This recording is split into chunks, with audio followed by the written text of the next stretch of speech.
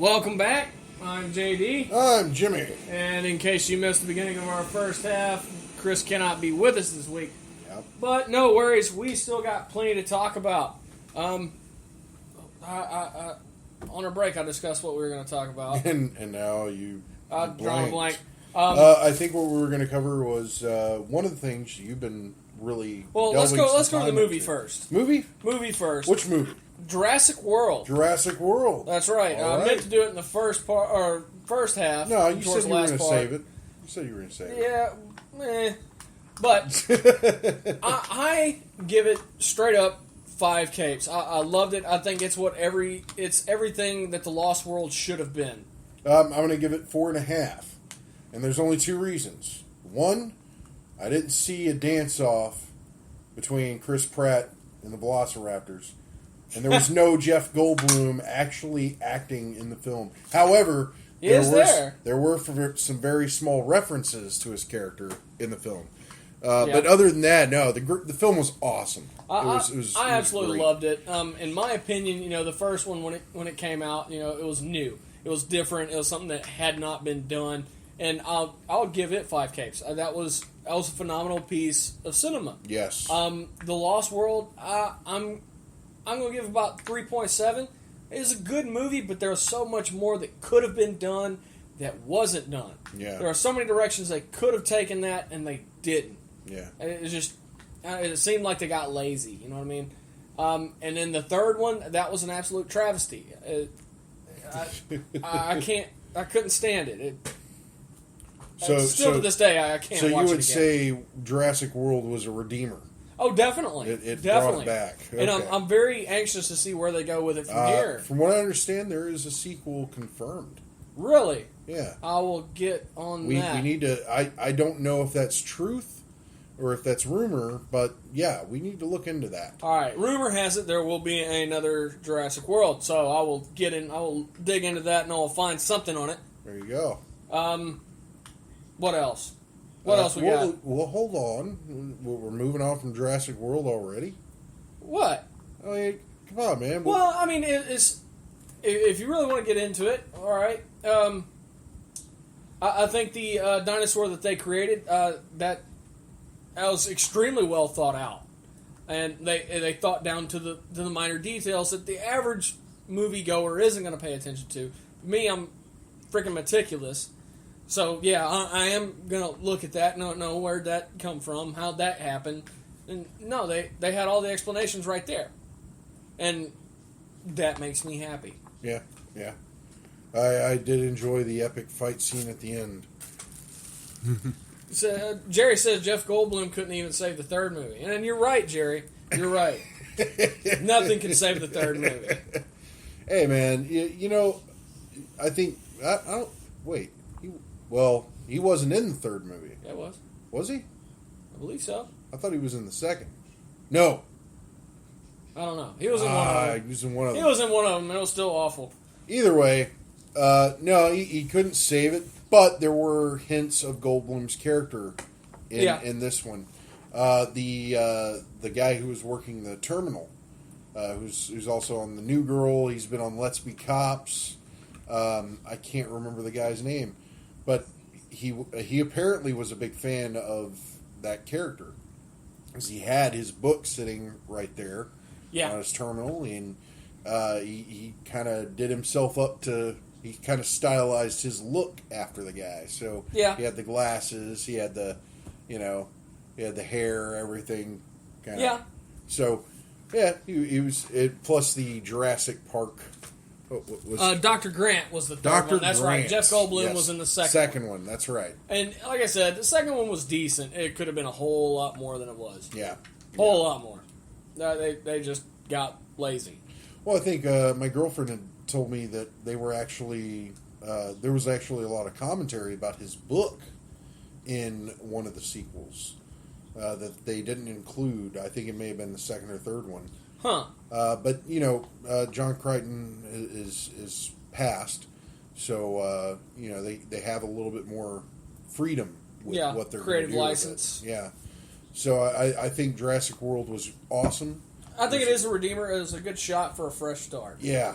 And the fight scene at the end, I'm not going to go into the details, but that was pretty epic. Oh, yeah, definitely. if you haven't seen it, I highly recommend going and You're my boy, Blue! Yeah, you go. Or wait, you're my girl, Blue. There you That's go. right. There you go. That's right. Now, can we move on? Yes. Okay. We can move on. Sorry. I'm going to go on to the DCU. Not like the DC Universe, but the DCYOU, the DCU, which is post-convergence DC Comics. We're 3 weeks into it That's now. for the real deal? That's how they do it? Yeah, it's DCU. DCU. Yes. Well, no, there's no exclamation point. It's not Marvel now! It's DCU. Yeah, DCU. It's you. It's all about you. You are DC. Yes. Well, we got the sneak peeks back on Free Comic Book Day. And, of course, I picked up that slew of Batman that came out. Yeah. And I really like where they're going with everything. I like what they're doing with Green Lantern. I like what they're doing with Superman. I like what they're doing with Batman. And I meant to pick up Wonder Woman this week, and I forgot about that. But, it's everything is very refreshing. It's new, and like especially with Superman, they've taken him all the way back to Action Number 1. His abilities then. That's where he's at now. On a side note, I hear they're bringing back Crystal Clear Pepsi. I'm not too sure on that one though. See, I don't know. What? Wait, what? Crystal Clear Pepsi. Remember that? Yeah. Yeah, I think I've heard they're bringing it back. Oh wow. Yeah. What next? Sprite remix? No, they already did that. Oh. It's the Gibran. Oh. I think mix. Anyway. Don't nobody watch baseball. Oh man. Let's see. Let's see. We got some chat messages. What do we got here? I can't. Let's see. Read Justice League of America 1. All right. Well, I meant to pick that one up as well. I thought about picking that up as well, and I thought, you know what, I'm going to go outside of my norm here. Well, get away from DC for a week and see what else is out there to offer. And yes, I will be getting the Fiction number 2 when it drops. Moving on to gaming, I've been hooked on a certain game. It's actually been out for a while, and it's been suggested to me many times. Well, I think the concept had been suggested to you a long time ago at one of your previous jobs. Somebody pointed at a grinder and said, "You grind." Oh, yeah. And you totally figured out what he meant. I do now. You were grinding real hard this weekend on a game. I was doing it this morning. Yes, you were. For those of you who ever played the game back on 360 called Dark Sector, and wished for a sequel, as I did, you need to check out Warframe. Now, before, Warframe was only available on PC. It was free to download, free to play, but you can pay real-world money and get cooler weapons faster. I'm not that guy.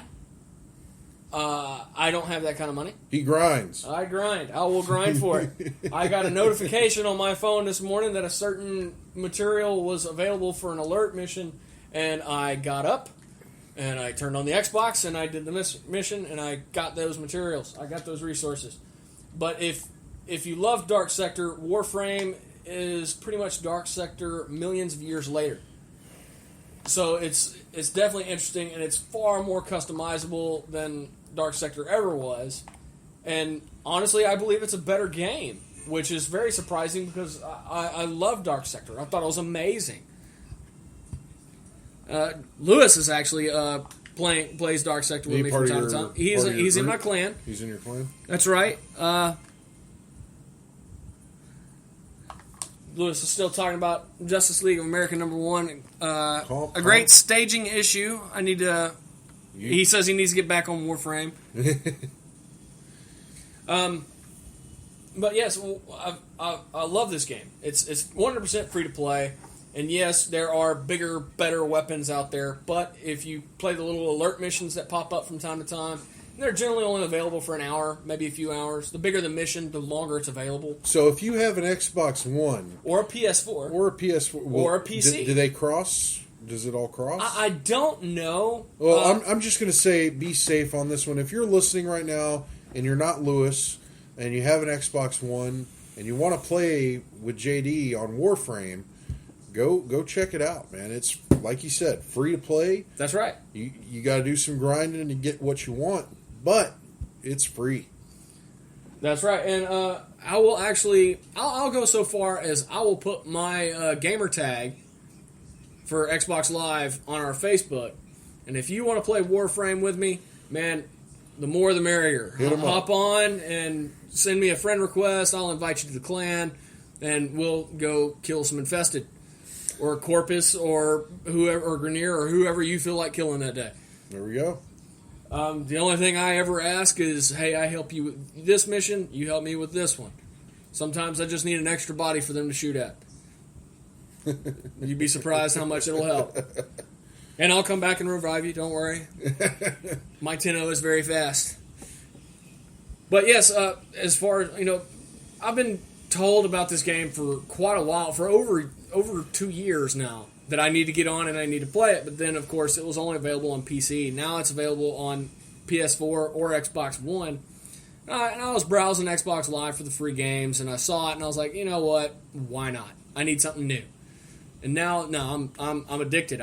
There's an app that you can get for your phone, and I got it, so it alerts me whenever something comes up that I am eligible to play. And this man was grinding hard this weekend. Oh yeah. So it seems Lewis says the PS4 and the Xbox One servers don't cross over. But yeah, he says, I'm not lying about the meat shield. Yeah, sometimes I just need an extra body as a diversion. I'm not going to use you as a meat shield now. Sometimes I need a diversion. You go this way so I can sneak up behind them and kill them all. That kind of thing. But I'll give it a solid 5 capes. I love it. I love it. And it's a semi-MMO. The only place where you can cross all players that are online is the relay, which I think you get after about 6 or 7 missions in. Then it'll release you to play online and all sorts of stuff. It wants you to have a good grasp of the game and the playability before it turns you loose into live, which I think is very, very smart. When I first picked it up, I was very frustrated about it because I played Dark Sector. I know how to play the game. Okay. Well, but it's great. 5 capes. 5 capes. There you go. And just watching it, I will. It's. I don't think it's the game for me. I'm not big on grinders because. And I don't really have time for that. There are not a lot of people that do. But for those that do, hey, this might be a game for you. I'm going to give it, I'll give it a 4. I'll give it 4 chimichangas because it looks awesome. It's very detail-oriented. It's very detail-oriented. You've got a lot of customization options. Oh, yeah. A lot of stuff you can do in that game. So I would say if you're looking for something that will chew the fuck out of time. Well, there's options around it as well. Yeah. If you just do the alert missions, like every now and then, you'd be surprised how fast you'll progress. Because the alert missions, they dish out more XP, and they dish out better resources. They give you the good stuff. But it's whether or not you're available to do those alert missions. Yeah. That's the key. But yeah, I'm gonna give it a 4. I'm gonna give it a solid 4 chimichangas on that one. All right, what else we got to talk about? Well, I was thinking, I've actually, and I don't know if anybody else has been keeping up with the hubbub, but tomorrow at midnight, the next installment and final installment to the Batman Arkham series on video games will be released. So you got Xbox One, PC, and PS4 all getting their Arkham Knight. That's right. And I have already purchased and am going to pick up a PS4 and Arkham Knight Edition. That's right. With the game, and I'm going to play some of that tomorrow. I'm gonna see how far I can go. You're finally going to the I'm going current next generation. I'm going next gen. The only reason I didn't go Xbox is because I don't have internet, and those bastards won't let me play it without internet. That's right. So that is the downfall of Xbox, which I don't really have a problem with. But then again, I always have internet. Dude, I am looking forward to this game because it looks like you're going to be able to play several different characters. You were able to in Arkham City if you did some of the DLC, but it looks like they are going to allow you to play at least Nightwing, Robin, and Batman. Maybe Catwoman. I'm looking forward to some of the skins, some of the stuff that they've already got on promo for pre-order. You can get the 66 Batman skin. You can get the Batman 3000 skin.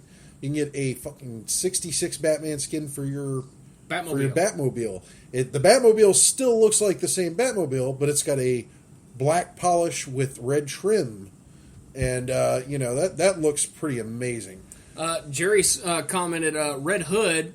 He says Arkham Knight looks awesome, yes. And Lewis says he will be getting it for the midnight release. So yes, there you go. Red Hood is going to be you're going to be able to play him on some levels as a DLC for the pre-order, as well as I believe Harley Quinn. So it looks like they're going to pull out a lot of characters. I'm hoping for at least 7 or 8 characters you can play in the game. Hopefully not too heavy on the DLC because, as I said before, don't have internet. Yeah. So, according to Lewis, Red Hood and Harley Quinn are playable. Yep. I'm assuming through DLC. Mm-hmm. So, get you a season pass. Wait for a year and then go get them all. I'm going to have to come over here and hook up to your internet. Not a problem. I got Wi-Fi. There you go. So, and I was thinking, okay, so we've covered that. I figured gaming news a little bit. Yeah. You did write an article about something that you were very passionate about. Very passionate about. And, James Bond, the last Daniel Craig film is coming soon. And it almost didn't come it almost did not. His original contract was for 3 films, which he finished with not Quantum of Solace, MGM? but Skyfall. Oh, Skyfall. Yes, Skyfall. He finished that with Skyfall. Now, he never intended on doing another Bond film, but they wanted him for a 4th, especially after Skyfall, which I can completely understand. But it's if you haven't seen the trailer, it's on our website, and it's absolutely phenomenal. And they're going back to Spectre, which, yes. If you're not a big Bond fan or haven't watched a lot of the older films, Spectre was the huge villain back in early Bond films, yes. Sean Connery era. That was at least the first 4 or 5 films. Yeah. They had Spectre as the big bad. But you didn't see him for quite a while. Right. If you see them. If you're not familiar with that, you need to go back and check out some of those films. They're a little cheesy. They got the, and I will always say Connery was the better Bond because he didn't seem so much of a womanizer. I'm going to have to go with Daniel Craig, of course. Daniel Craig's I will say I think they pegged it right on the money. I mean, he's not horribly gadget oriented. No, well, he's barely gadget-oriented, exactly. Honestly. I think the fanciest thing you see him break out is his radio in Skyfall, which is about the size of a thumbnail. And he actually comments, the latest thing from Q Branch. It's called a radio. And when he meets Q in Skyfall, Q hands him a case, and it's his new pistol and that little bitty radio. Yep. This is it? Well, what were you expecting, an exploding pin? We don't really go in for that anymore. Well, the old Connery films were my favorite. I do remember growing up watching a lot of the Roger Moore stuff, which was cool, but it was very heavy on the gadgets. It was like pulling tricks out of a bag. Either way, Bond films are always enjoyable. They're starting with Moore and all the way up to. The last guy. Well, it was more Dalton than Brosnan. Yeah. From Moore to Brosnan, it was very gadget heavy. Extremely gadget heavy. Well, that was always the focus. It was like, the new Bond film's coming out. What new gadgets are going to be in it? Well, if you've ever actually gone and read the books, there aren't that many gadgets. So the Craig version of Bond is probably the closest to the books. It is, and if you've actually read Casino Royale was the very first Bond book. So that's why I say in the article that it's pretty much a reboot. And they virtually have rebooted the series, especially if you go through Casino Royale, Quantum of Solace, and then especially Skyfall. They've completely rebooted Bond. Well, Skyfall, you actually see M being replaced. And what I loved about it at the end the office was almost the exact same as the office in That's Dr. right. No. That's right. So it's kind of it's Yeah. not even rebooting it. It's kind of giving some backstory on Bond and then coming full circle. Yeah. So you're starting at the beginning now. Yeah. Now, Jerry says Craig is his second favorite Bond, and Connery is his first. Now, Craig's my first. My second is Lazenby. Lazenby, a lot of you probably won't even recognize the name. On He Her only did one. Majesty's Secret Service. That's right. He only did one, and that's the only time the Bond car was an American car. Yep. And it was a '69 Mercury Cougar. Yep. Love that car. I've got 4 of them. They're rare, and it's different. And well, yeah, I like the film because that's my car.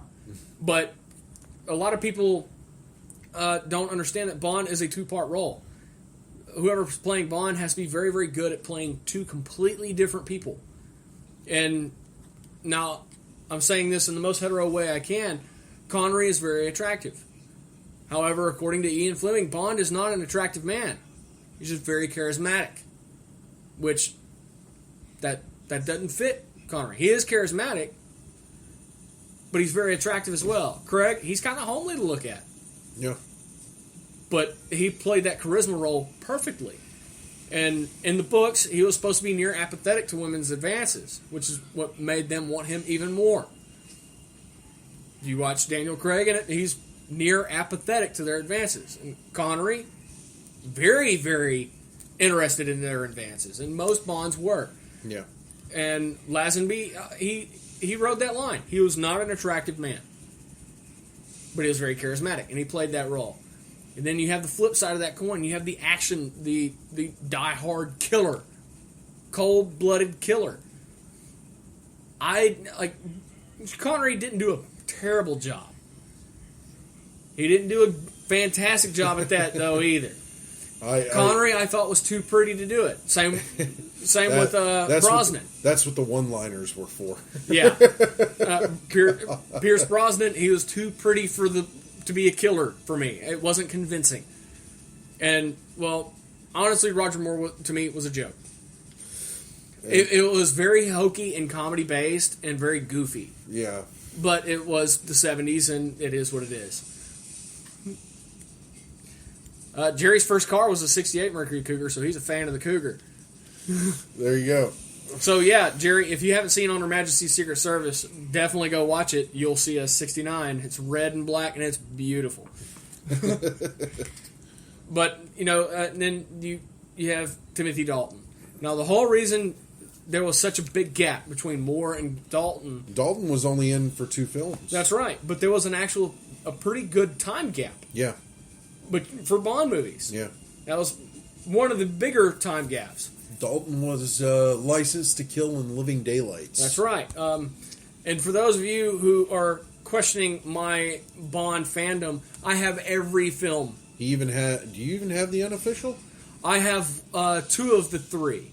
2 of the 3 unofficial Bond That's films. right. I have 1 of the Casino Royales and Never Say Never Again. Never Say Never Again. That's right. Yeah, which was totally unofficial. And it was Connery.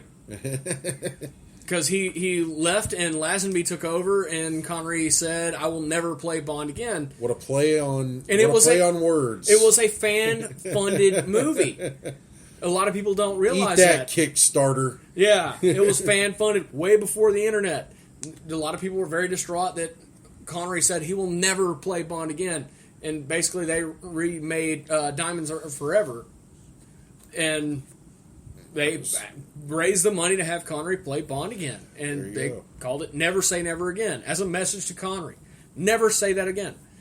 But it did make Connery fall in love with the character again, and he went back. For one more what's crazy? film. Even further in Xbox, the original Xbox had a game from Russia with Love. And it was their cut of From Russia with Love, and you got to play. I mean, it was very limited. It wasn't a sandbox, but it kind of led you through levels where you could play as Bond, and they brought back Connery to do the voice. For Bond. So I did not know that. That was a fun game. It was a lot of fun. The last Bond game I played was The World Is Not Enough for 64, which I loved more than the ever-popular, never-dying GoldenEye. Yeah.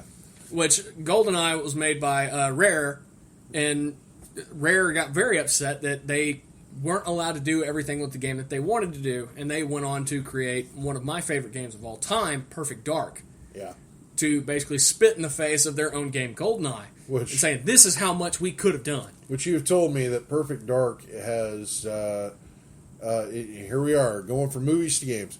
But Perfect Dark has a terrible storyline, but awesome gameplay. Oh, unbelievable multiplayer game, especially for a console of that time.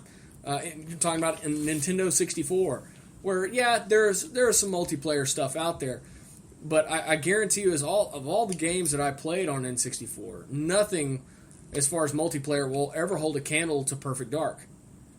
There you go. Outside of the newer gen systems, they just don't hold up. I mean, that and Rare. I mean, that was a company that was known for making like Banjo-Kazooie and then the ever popular, ever sought after Conker's Bad Fur Day. Yeah. That's a challenging game. Mm-hmm. So yeah, it's sad that they didn't get to do what they wanted with the Bond franchise, but yeah, well, I would have loved to seen that kind of storyline with everything that they could have done for the multiplayer. Yeah. That would have been the best of all the worlds for me. And when the 360 launched, they had Perfect Dark Zero, which is them trying to bring it back. It's not the same. It's not. That was the first game I got for the 360. I bought the Perfect Dark Zero package, and no, I think I played it for maybe a couple hours, and I plugged my N64 back in to wash off the stain of Zero. And it's just, I've played a lot of games since, and still the standard for my multiplayer will always be Perfect Dark. And yes, Jerry, please do go watch On Her Majesty's Secret Service. It's a fantastic film, and Bond actually has a great life event at the end. Obviously, it's not lasting, but he does it 3 times throughout his career. 3 different occasions. Awesome. But a lot of people don't know that about him, and I'm not going to spoil it for you. But yeah, and while still on Bond, yes, they're already looking for Daniel Craig's replacement. And the current frontrunner is Damian Lewis. I don't know everything that he's been in. What I know him from is he played Jonesy in Dreamcatcher, and he played Lieutenant Dick Winters in Band of Brothers. Oh, wow. Which I think that was a conversation we were having last night about That's right. Actors and everything. That particular conversation was about Donnie Wahlberg. Who was in both Dreamcatcher and Band of Brothers. So we were watching the other guys, and you were talking about Mark Wahlberg, and he was like, but Donnie's got some acting chops. And I was like, yeah, did you know he played the slow guy in Dreamcatcher? And he was like, no. Yeah. And sure enough, that was him. That's Donnie. And he had to go pull his copy off the shelf to confirm it. And he was like, no shit. Donnie Wahlberg played Carwood Lipton in Band of Brothers. And Damian Lewis played Jonesy in Dreamcatcher, and he played Lieutenant Dick Winters in Band of Brothers. So they were both in 2 different projects together, and I never noticed. Now they're both front runners for... Well, Donnie Wahlberg is not being considered, but... but Damian is being heavily looked at for being the next Bond, and rumor has it Idris Elba is also in the running. Oh, wow. So will we get to see a black Bond? Possibly. And now here's the beautiful thing. A lot of people are going to argue, no, you can't make Bond black. Ian Fleming never indicated whether or not James Bond was black or white, Asian. He never specified. Never. So, yeah, it's up to them. Whatever Bond you want to give me, that's the Bond I'm going to watch. I'm too much of a James Bond fan to say no. Every now and then, I have everything I need to make a Vesper Martini And yes, I got the recipe from the book, not from the movie, because they are different proportions. Don't kid yourself, folks. And Quina Lillet is a very hard liqueur to find, and you'll find it at very big wine shops, wine stores. You're not going to find it in a liquor store. It's very hard to find, and it's semi-expensive. Semi-expensive. I think that bottle was $65. So there we go, from video games to movies to video games to liquor. Yeah, to books. To books. Books. To books. Speaking of books, a little Bond Easter egg, and I discussed this with you. I know your love for Arnold and Arnold type movies, but Total Recall, they did a remake a couple of years back. Yeah. And as much as I wanted to hate it, I couldn't. It was good. It was good. But here's the little Bond Easter egg in that. The main character was actually reading an Ian Fleming book. He was reading a Bond book. Yeah. So you should check that out when he's on the elevator, going from one side of the earth to the other. The big thing I'm going to be looking for is which one. Yeah. Which one are you reading? Because I know I've read it. I've read the books that they haven't even made movies about yet, which is stunning. And Goldeneye was never a book. Nope. No. That was where Ian Fleming lived. That's what he called his house, was Goldeneye. And he was actually a member of the British military intelligence. And when he started talking about MI6 in his books and in the movies, MI6 was still top secret. Nobody knew it existed. Whoa. Yeah. You can't do that. So, in a way, Ian Fleming kind of blew the lid and blew the cover of MI6. So think about that whenever you're reading a Bond book or watching a Bond movie or playing a video game, that all that was top secret until Ian Fleming started writing James Bond. Yep. So, well, we've been going for a while now. We're actually past our half-hour mark. Past our half-hour. Wow. Yeah, Okay. I told you we'd have plenty to talk about. No, you didn't. Yes, like, well, we were what on are we break. going to talk about? Like, no, I told you we got plenty. We can talk about this. We can talk about that. It's great. But if you're not playing Warframe, give it a shot. It's free. If you don't like it, you can delete it. And as he said, he's going to post his Xbox Live my gamer tag, his gamer tag on our Facebook. So if you want to play Warframe and find JD, go for it, man. And if you're just starting out, have no fear. I will walk you through. I'll help you out. Most of the other people in my clan, they're newbies. They just started out, and I have no problem helping you out, helping you get further, and I'll bring you into some of the bigger missions to get you some of the better stuff too. And as a word from Ortis, I can hear him calling me. Operator, the system has need of you. All right, so Ortis needs my help. I'm JD. I'm Jimmy. And listen to us next Sunday, same time, same place. Thank you, guys. Hell yeah.